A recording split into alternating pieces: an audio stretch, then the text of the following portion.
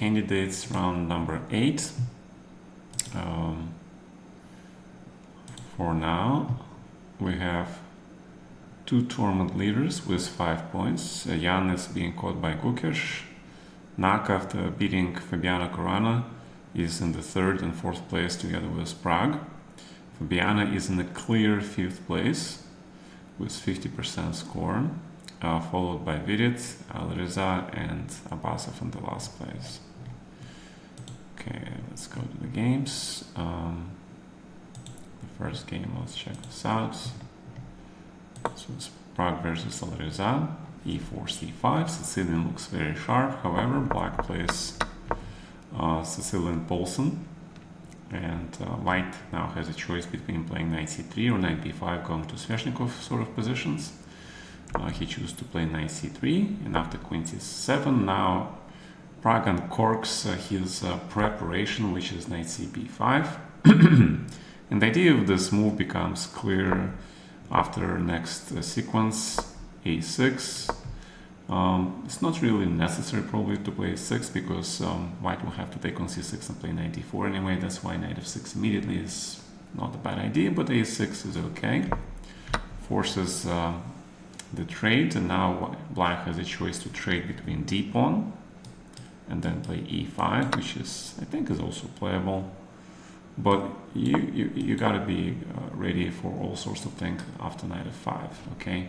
Pair of bishops, a little bit better for white. So bc6, knight d4, this is the idea. After the trade, white gets another central knight.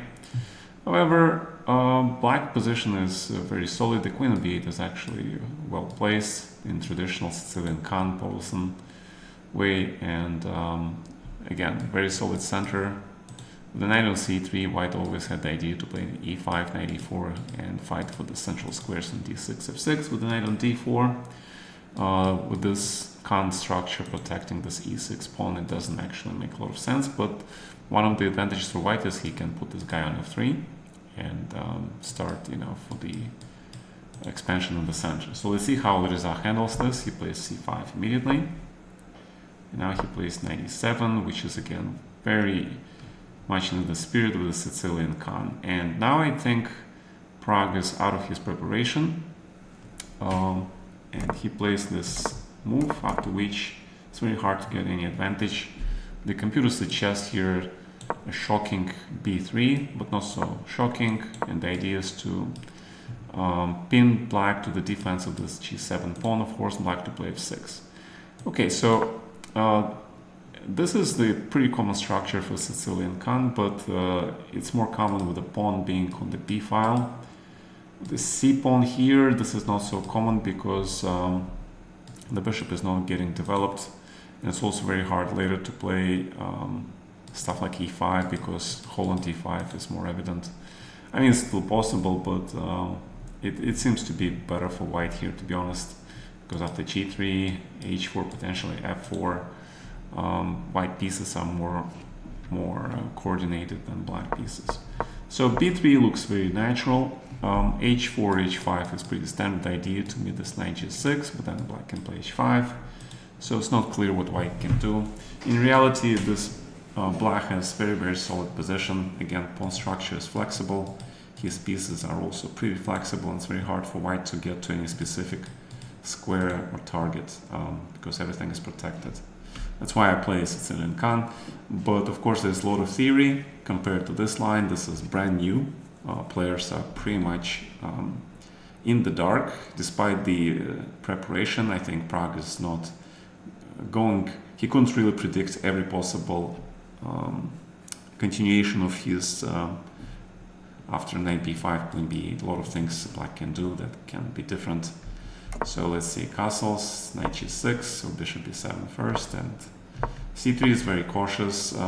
Again, I think Prague at this point realized that he has to fight for a small advantage because black has very comfortable development. Bishop on the long diagonal, bishop on this diagonal. The whole point of knight e7 was to avoid white's e5. If black knight goes to f6, because after e5, then this knight has problems. Right, but with the knight on g6 and bishop on b7, this is pretty good. Knight is very hard to touch this guy, and he also protects black king. potentially black can go for castle on f5. So I kind of like black position here. Rook b1 with the idea of playing b4. Again, white is being very pragmatic about it. He has pawn majority, so he decides to move this pawn majority while black is comfortably finishing his development. And a4, queen c7, both sides completing, putting the pieces into good locations.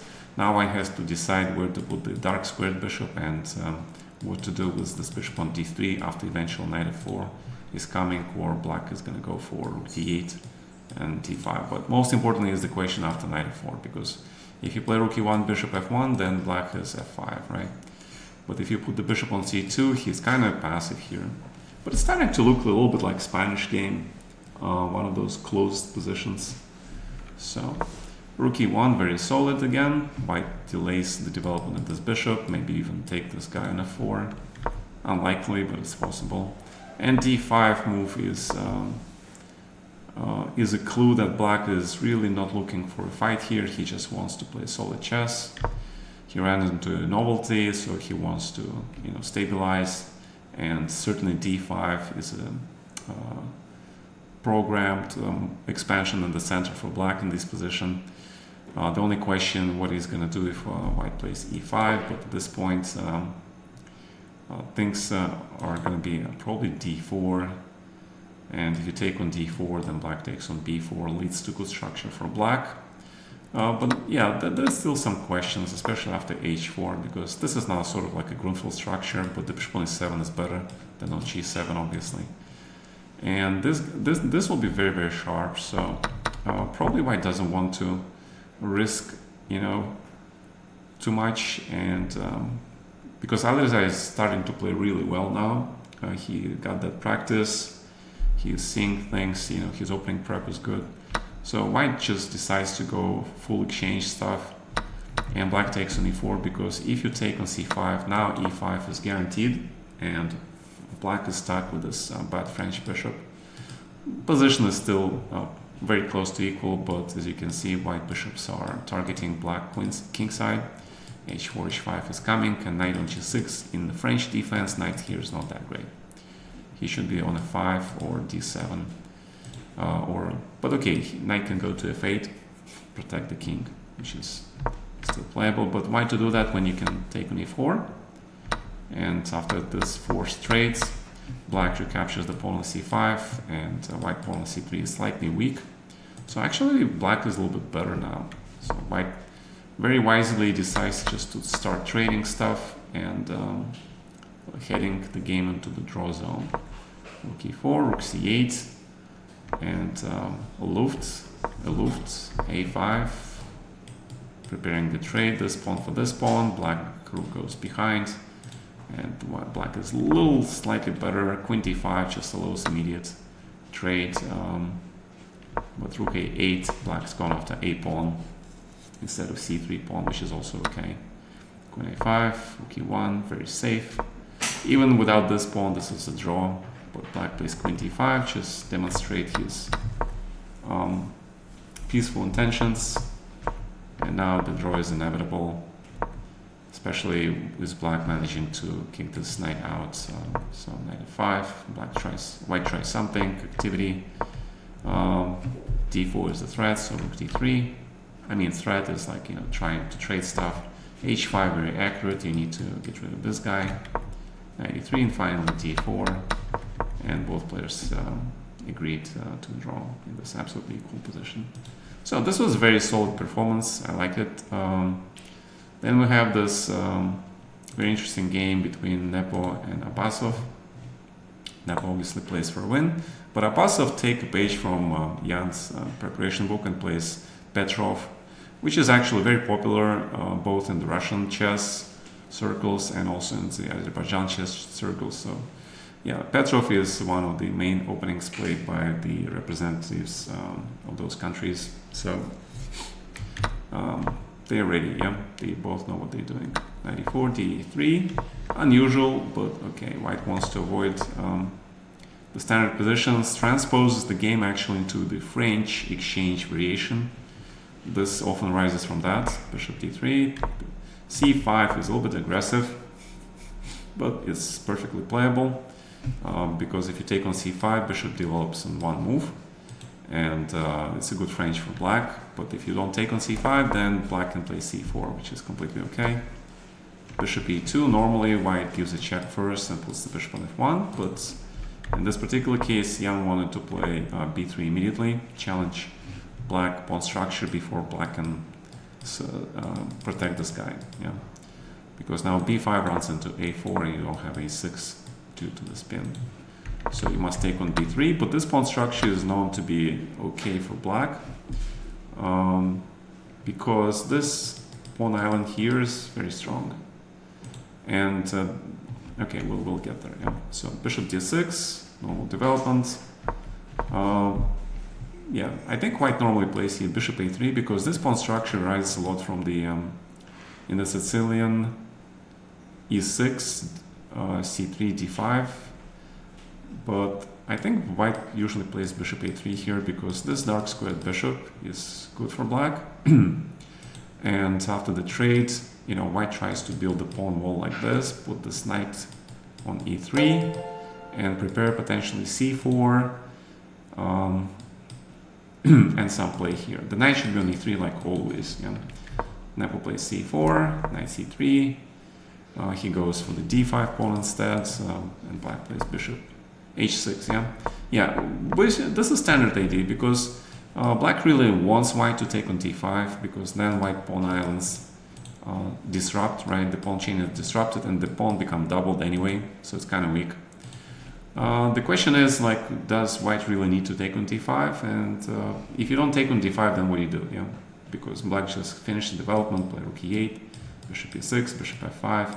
Black pieces are very comfortable. h6 is important to stop bishop g5, as this knight is important, protecting this guy. And black is actually ready to play bishop g4, so h3 is very likely, but then h6. And it's a waiting game. Both sides are well-developed, equal position. So white decides to go for this trade in order to unbalance the game and try to play for a win. So let's see what happens. Knight b4, knight e5. So we got knights in the center. White put this knight, so he can create some pressure here. And the question is, the bishop goes to c4, bishop goes to f3. That's the only question. And the response is, of course, bishop goes here, protecting the weakness, allowing for the queen to go here, and creating potential pressure on the king side thanks to this active knight here. So now black has to solve some problems, how to neutralize this bishop, because this guy is pretty good.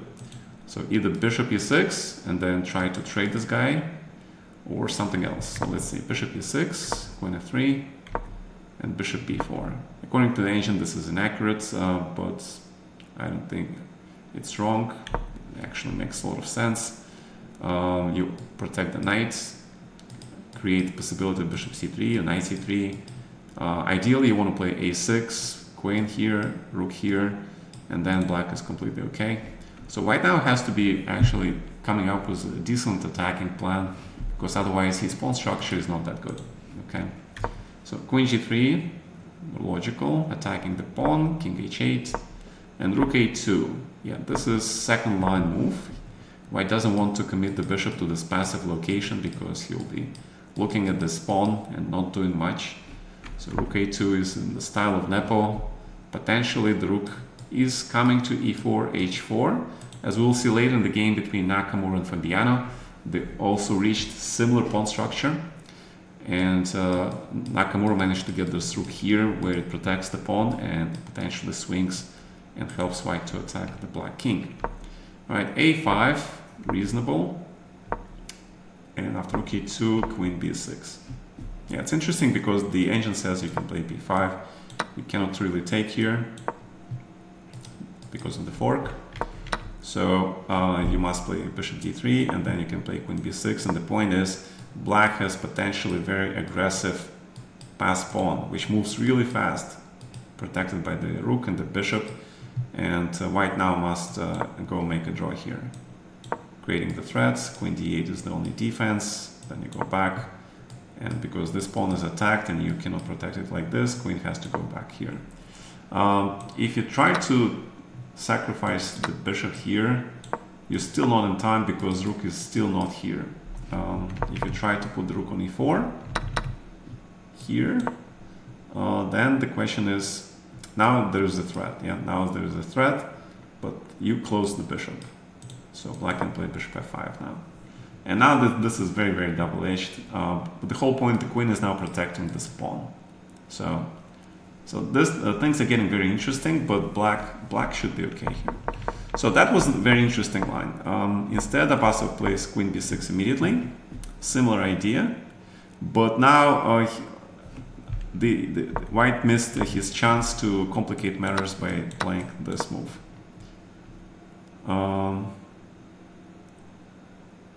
But apparently he didn't, yeah.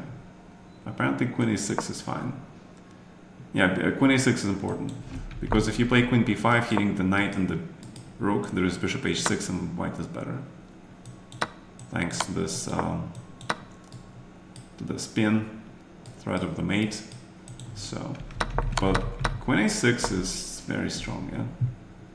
Queen a6 is very strong, prevents bishop h6, and now black has bishop pair. Yeah, it's advantage. Okay, so I'm wrong. So bishop t5, tactical idea doesn't work. It was hoping for the queen b5, but just black plays very calmly, keeps the queen here. So in that case, he plays correctly. Yeah, he plays rook e4, rook goes to h4, knight c3. But now rook doesn't go to h4 because you just take here knight e2. Yeah, yeah, there's a fork. So knight c3 is strong. Rook e3, grab. And the important thing is Abasov had to calculate all this in advance because after bishop b2 looks like he is pinned. But b5 and this knight doesn't really have a good square. Doesn't really have a good square. So he takes, yeah. Because if knight goes to e5, black protects. Let's see, can you play rook c1? Probably not because of knight e2 and mate, yeah. Because black has the h6 plate. That's why grandmasters usually play moves like h6, h3 to safeguard their king, okay? So in case of tactics like this, he can do something. So Nepo sees this, he understands, you know, he's got nothing, so he takes here. Rook c2, logical. Black plays c3, tries to trade the bishop. If you trade the bishop, it's dead draw, but Nepo plays rook c3, tries to keep this position alive. And there is very minuscule chance for white because this pawn is potentially weak in the bishop endgame. Yeah, but it's like way far ahead in the future. But some grandmasters do think about stuff like that. So now the best move is rook g8. The rook is passive, but you sort of close this bishop permanently. But he plays bishop d6, which is also not bad. The idea is to put the bishop here, contract. So bishop here, rook c2, queen f4. I would like to actually play queen d6 and actually trade the bishop, but the problem is that maybe he can play bishop a3 here. Hit this guy, you have to play rook d8. And then after the trades, it's going to be the same thing. But black has a chance to play a4. This is actually important. Yeah, if you manage to get this pawn away from the dark square, then it's just dead draw. Yeah, b4 is not going to work. Can't really push this guy. There is no way. And if you trade, then it's just draw. Yeah, so in my mind, queen d6 is better because after queen f4, this endgame is actually not so simple, especially now that black is stopped from playing a4 and this is potential target. So once again, if white trades the rooks and king comes to b5, black is in danger, yeah. But okay, it's still need to get there. So king here, again, rook c d4, you have to calculate, yeah. Rook c d4, bishop e7, trade. Do you trade with rook or you take with the bishop? And the answer is, obviously take with the bishop, because if you take with the rook, white king is right there, yeah. So So that's exactly what happened. But he plays bishop c3, bishop here, bishop takes. Very important to keep one rook alive. So you can go, if you lose this pawn by accident, you know, you can go into the rook endgame and steal some drawing chances. All right, king here, king here, king here. Bishop b6 logical, rook d8. I think rook d5 is also okay, but f6 makes sense. But now black has all the pawns on the dark squares. Not so great, but you know, the amount of material is limited, and it's not so easy to use for white because the king is coming to d7 to get this guy out of c6. That's the whole point. If you don't get this rook out, then white can potentially do something. Yeah, but what? Yeah, it's unclear. Yeah, I don't see the plan. So his plan is to play king a3, king a4, and probably get this rook to b5, and then you have some winning chances. But you can't do that. Yeah. So rook e8 immediately, threatening rook e2. Now black has some threats of his own, and white now must be careful. So g5, very interesting. Black gives up a pawn, but gets activity. Potentially now there is actually a threat like king c6, bishop c5, and suddenly it is white that is in the mating zone, so you must be careful. Yeah, plays like this, bishop e3, reasonable. So white has a pawn, but the black rook is very active. So the only way is to try to attack this rook with the king, bring the king here, but at some point you must trade some pawns, and then it's going to be a dead draw. Yeah. So bishop here, take, here. The bishop protects this weakness. The only thing you have to watch out for is this check, but you don't care because if check, take, king comes to f4, g4, and the pawns are traded, bishop is traded for the guy, and it's a draw. Or also you can just, you know, play like this, and white cannot make progress. He cannot get to this pawn with the king because the bishop takes away the key squares, king takes the square, you cannot dislodge this king. Yeah, wrong color with the bishop. So this bishop endgame is a draw. The computer can always say like some side is better, but he's just reflecting that one side has material advantage. That the fact that this is dead draw is, you know, is not part of the evaluation. All right, so rook g7, rook e5, white tries something. If he can bring his king to f1, play g3, f4, then white has some chances, yeah? But his problem is it's very hard to do. Black is very accurate. Again, rook is active, and it's very hard for white to make progress because there is a lot of checks coming. I think g4 was probably necessary, but he plays g3 with the idea of f4. But still, yeah, this is like draw.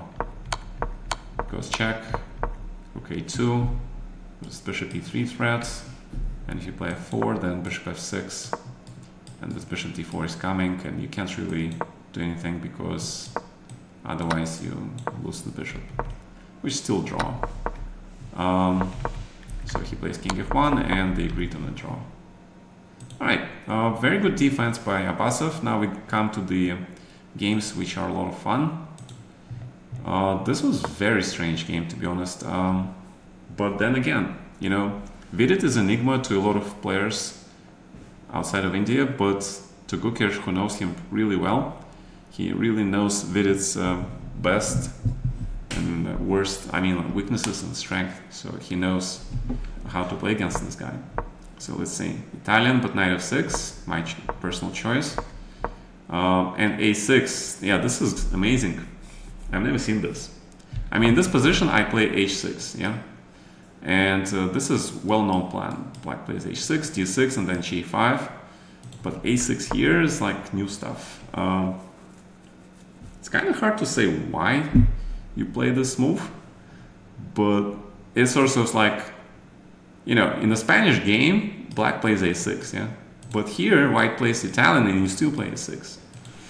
In the Hind side, of course, the bishop can go here, but in the Italian game, black always, not always, but oftentimes in the modern chess, he plays a5 actually, not a6, to keep the pawn structure intact.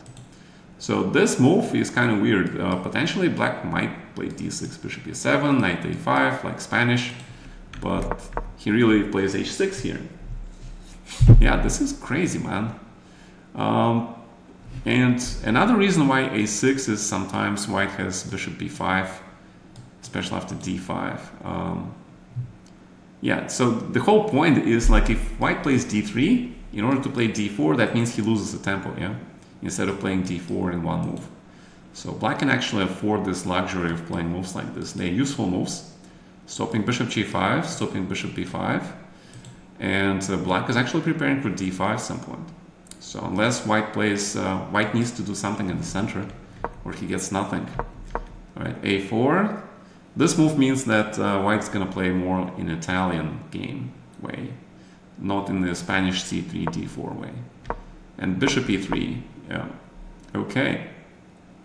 Yeah, so white goes for the small advantage, which is after the trade, you open the file, but d6 first. And now this is the point that after the trade, you cannot play bishop b5 and trade this very important knight. Right, and in general, the structure is okay for black because these pawns are protected and white is stopped from playing d4 permanently. And, you know, black controls a lot of squares. It's still probably a little bit better for white if he can bring the c3, knight to e3, h3, and then play slowly. But I don't see actually an advantage here, to be honest. So that's why Vidit plays knight d2. He tries to complete development, yeah, before he commits to certain plans, and now he has to do something. So c3. In general, now black can take on e3 because this pawn chain is not complete, yeah. But d4 is a threat, but how much of a threat? Yeah, d4, rook e8. If you play d4, bishop a7, or you can actually now take, yeah, because this pawn is not defended. The bishop on e3 is very vulnerable. Knight g4 is coming, but most importantly, again, this pawn is not that great. Knight g4 is coming, yeah. So d4 you cannot play it. He plays b4, tries to force black to take on e3, which succeeds, but black managed to play bishop e6. And the idea is to take with the rook here, but this is very important trade. Very, very important. So you alleviate the pressure on this pawn, and black is actually preparing t5. So black is okay. And now white plays this move, which is very committal, and it seems to be wrong because again, white has static pawn structure, double pawns, and black knights can jump around and take advantage of the structure. This expansion is wrong. Knight on d2 must be on c4. So at some point white must trade the bishop and play maybe knight c4. But then again, I don't see any pawn breaks for white. And usually the way to play is like threaten knight f5 or something. Yeah. So take, c4. Yeah, c4 is actually very interesting. c4 and then try to get this knight to c3 back to protect everything. Again, white has no advantage now at all. Black is very, very comfortable. Everything is protected, and white potentially is worse due to this double pawn. So white has to be careful. Yeah, white wants to play d4 to take away the squares, but this pawn again is going to be weak. You cannot protect it with the rook really. So he still plays d4, but queen e8, and yeah, black is hitting everything. I don't know what Vidit was thinking here in this position. It looks just bad. Yeah, I don't understand why he plays this. Yeah, this d4 move was bad. He spent some time, he spent 1 minute playing this move. Very strange. Yeah. Because obviously, you know, what's the point of playing d4 if unless you see something strategic here? You're not going to play d5 because black is the square, right? And you're not going to take on e5. So the only reason is to stop black knight from coming to c5, but that's not actually a real threat, okay? But now you have this weakness. So queen e8, and now black wants to take on e4. So white must protect this guy. But how to protect it? If you play rook e1, black can just take, and maybe take here. Right? It's just a pawn with a close to winning position. So I would say it was a blunder, because now you have to play this and black just gets the file. Gets the file for free. Queen a8. There is nothing here, no tactics, nothing, and black just invades, which is the only open file. This is like a basic strategy, yeah. Yeah, so this was really strange game by Vidit. Okay, he plays some quick moves, you know, to stabilize his position. He's sort of trying to think of this knight h4 f5 threat, but nope, not really. Rook f2, preparation. And if you play knight h4 immediately, rook goes here, black can actually just trade the queens, yeah, no attack. Because if you trade the queens, there is absolutely zero attack, everything is protected. And black has the file still. So, rook f2, but rook a2 anyway, queen d3, rook a3, queen a4. Now rook hits this guy, queen is very active, hits this guy, knight is overworked, he has to protect everything, white is extremely passive, knight h4, yeah, rook a8, knight f5, and with the queen on b1, queen has nowhere near g3 square, and you don't have anything without the queen, you need the queen. So potentially black can just play rook a1 and trade everything, and also an advantage. King f8 is not bad.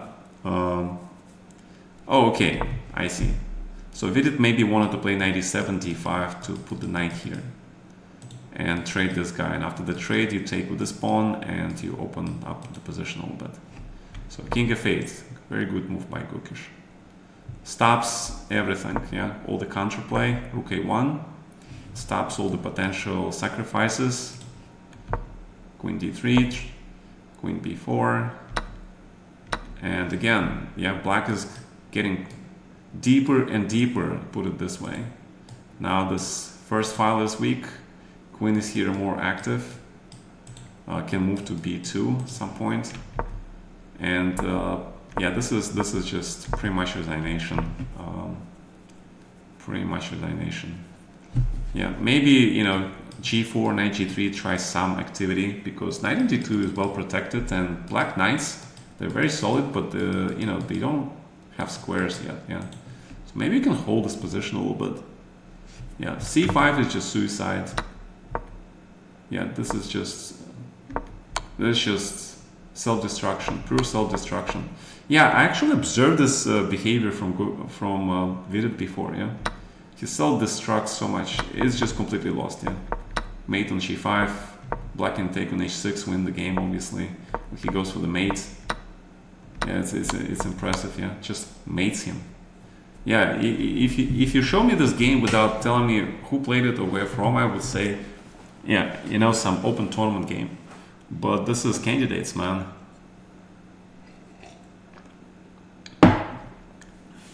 To me, this seems like white has serious problems with his nerves. You know, a lot of talented players, they had problems with nerves, which really screwed them up and didn't allow them chance to play for the world chess title. Like guys like, you know, Korchnoi, guys like Ivanchuk come to mind, yeah. Brilliant players, but their nerves were so bad.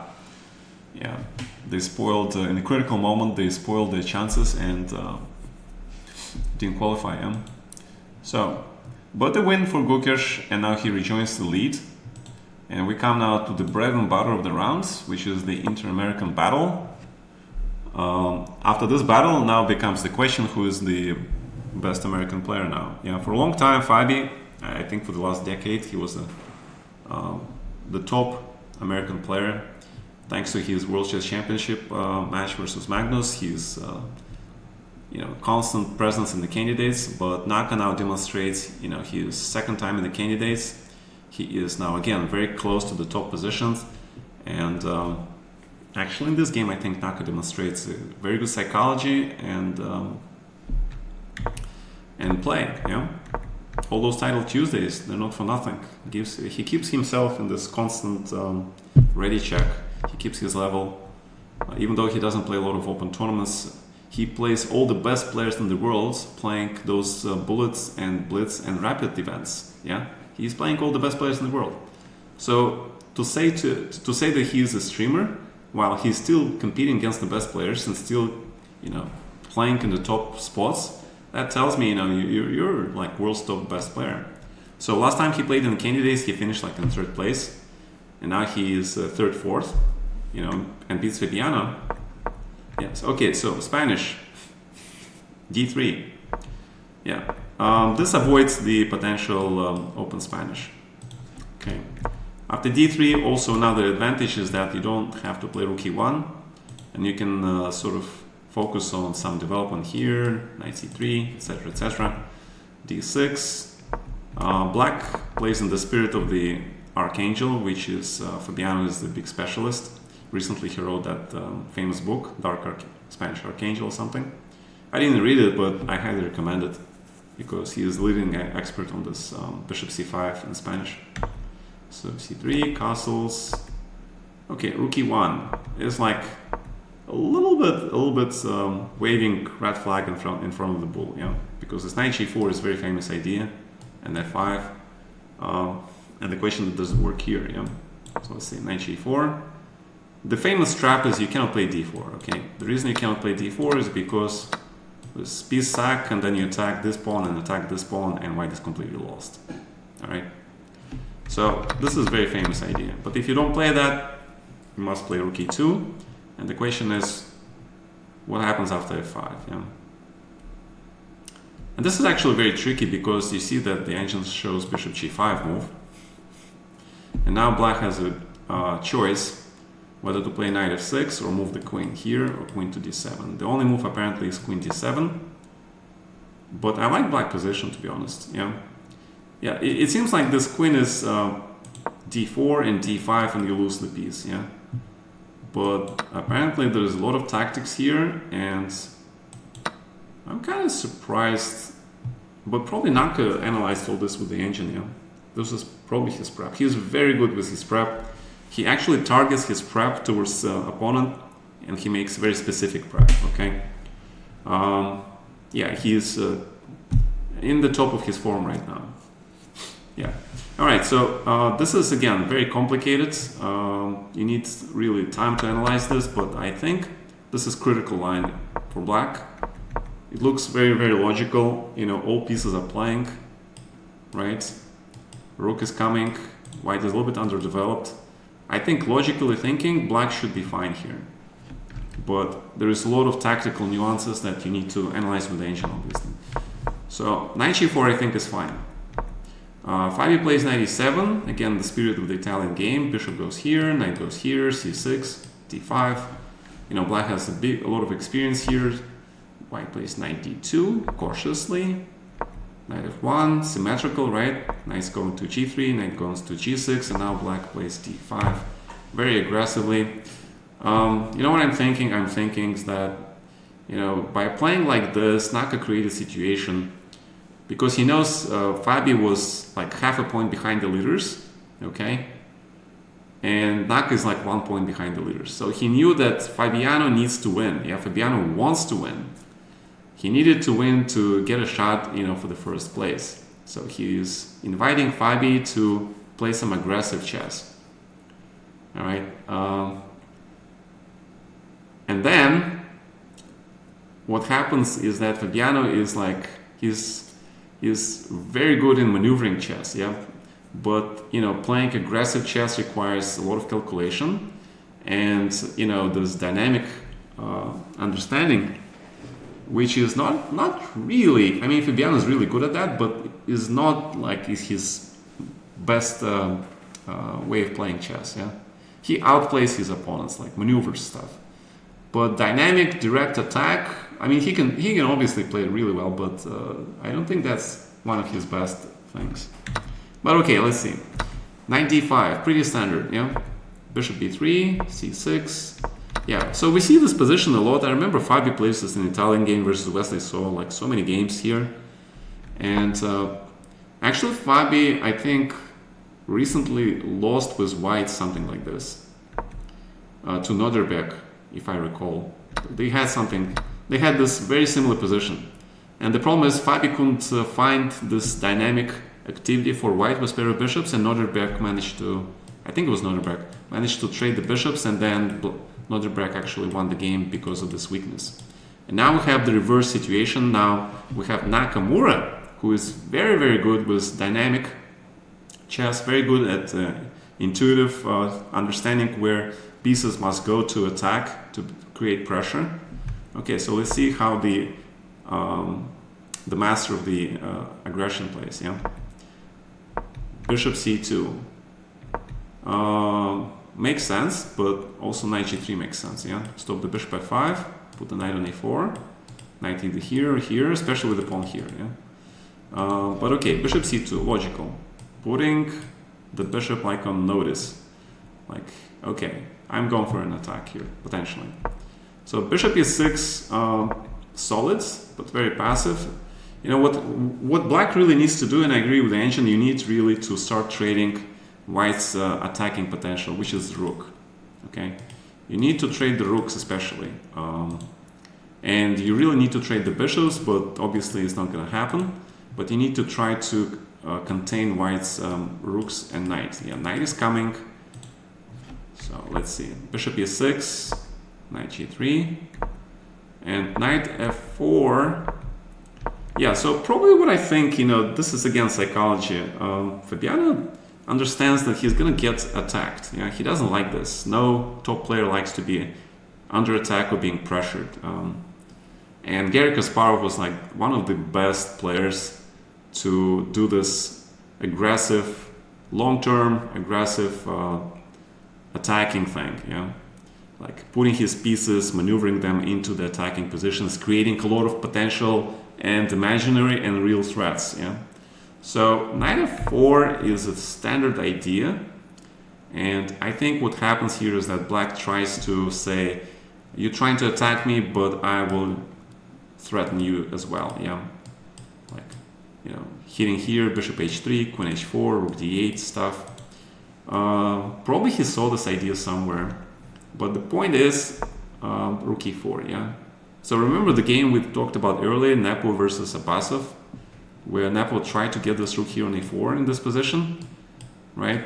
This is what Naka does. Yeah, rook e4, and now this knight is actually not very comfortable. But if you go back to d5, you know, then you wasted two tempis. Yeah, and white is just gonna double the rooks, and also rook helps with h4, h5 potentially. So okay, so what happened? Knight f4, rook e4. Oh, he did play knight d5 back. Yeah, but that's two tempi, man. Two tempi. Still, rook e8 looks okay. And knight f6. Yeah, knight f6. Yeah, this is kind of weird. Yeah, he probably wanted to trade the rooks, but you know, queen b6 and bishop d7, then starting the trade looks pretty normal. Yeah, knight f6, it looks a little bit weird because bishop g5. Okay, so I understand what happened. So black saw that he can force the trade of the bishop, but see, this bishop is actually not that great. White has pair of bishops, and traditionally you want to trade one pair of bishops. I mean, traditionally you want to trade one bishop to avoid this. Okay, but in this particular situation, it's an exception because this bishop is very bad. He has no future. He has no squares, no targets, nothing. So this trade actually is good for white. Because after this trade, especially after h6, in the Italian, this h6 is considered to be weakening for the side that has this knight versus this bishop. Because now white potentially can hit this guy, so you must take now the pawn, and that is a permanent square, okay, for the piece. Yeah, it's very, very tricky actually, very, very tricky. On the other hand, you know, black did manage to trade some pieces. He has more breathing room, right?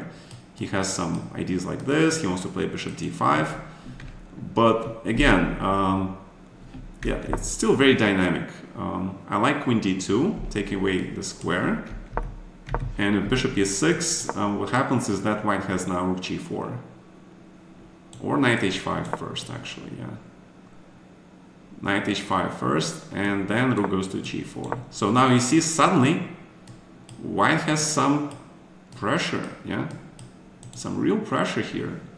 You don't know, maybe f4, f5 is coming even, yeah? Or maybe the second rook is coming, but most importantly, this bishop is unopposed. And this knight is all that stands between white's attack and the pieces, yeah? So, this is very tricky position. He plays queen g5, offers the queen trades, which is going to be declined, of course. Except that I'm not sure this is accurate, yeah? This seems to be more accurate.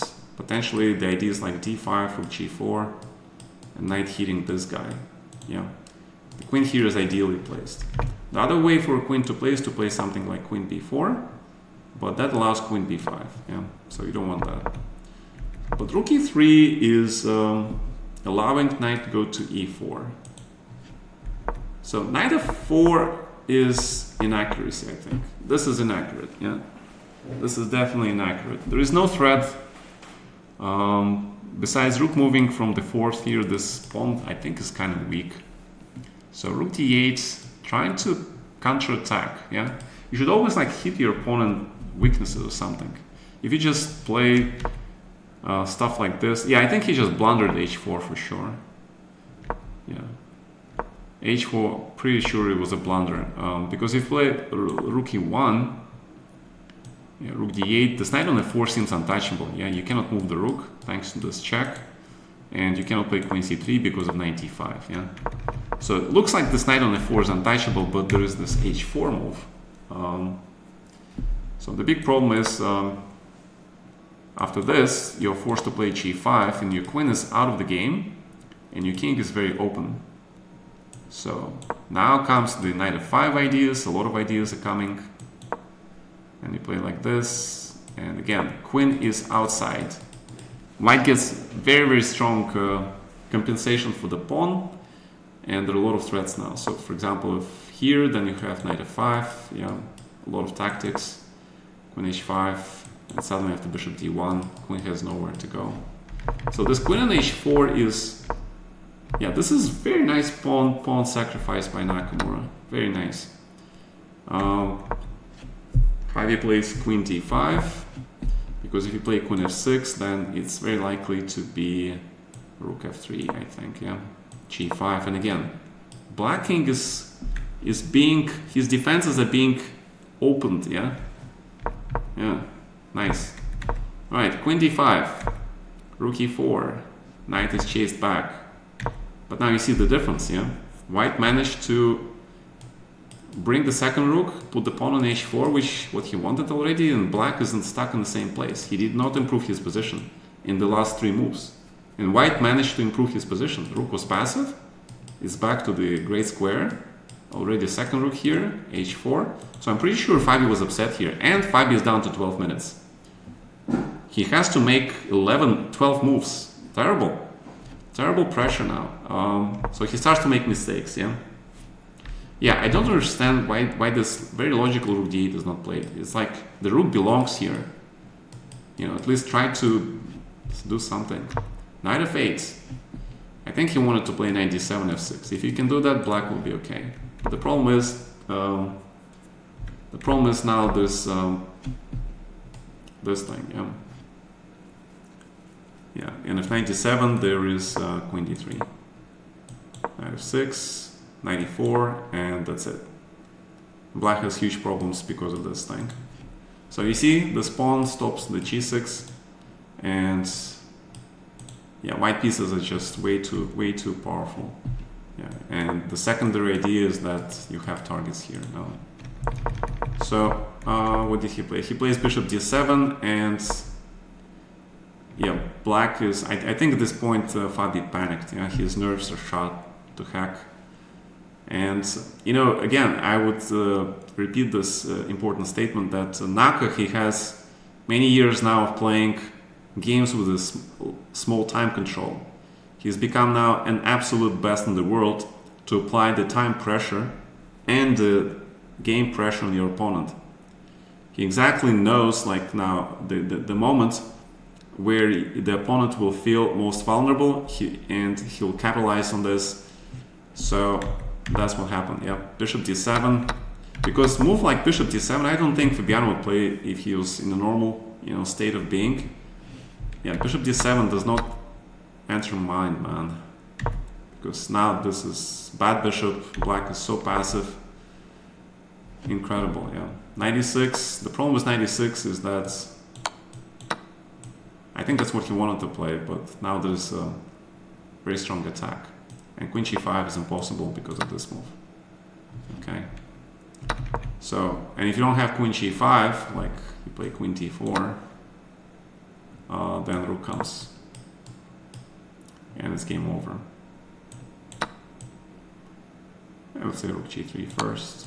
Rook g7. King f8, queen d6 mate, yeah. King here. So, what are we gonna do?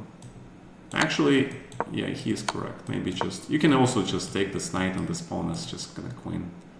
Or you can do this also. h7. There's nothing stopping this pawn. Yeah, so this attack is deadly. Yeah, so that's why he plays queen f6, tries to stop this, but then he runs into queen b4, and yeah, this rook has been here the whole game. It doesn't do anything. And now he blunders with b5. But this, it's not really a blunder, it's already a bad position. The only way to play this is if he plays bishop d7, but that means you have to give up the pawn. But, yeah, okay, he has some chances, but, yeah, but even this line, yeah, you have some chances to make a draw here, though, for sure. Yeah, okay. But I'm curious, bishop d7, a7, king h8, take, e8, queen b4 back, yeah, why not? a5, queen here, because black piece is so bad. You have to play this, after knight f5, extra pawn, but yeah, okay, I agree. Still some chances for black to survive, not that many though. Not that many, but still some game. Yeah, b5 loses instantly, but he is down to, yeah, see, Fabi is afraid to use too much time to get into the 2-minute zone. Yeah, he knows that's where Naka is most dangerous. So, but he doesn't use his time. You need to use the time. And he just blunders, yeah, in one move and the game is over. Amazing. So, the way Fabi played this game is way below his usual standard. Okay, it's the only thing that can explain this is that Naka got him into this position where Fabi is not comfortable, okay? He figured out the weakness, Fabi's weakness. I don't know how he did it, but he figured it out, and then he applied continual pressure.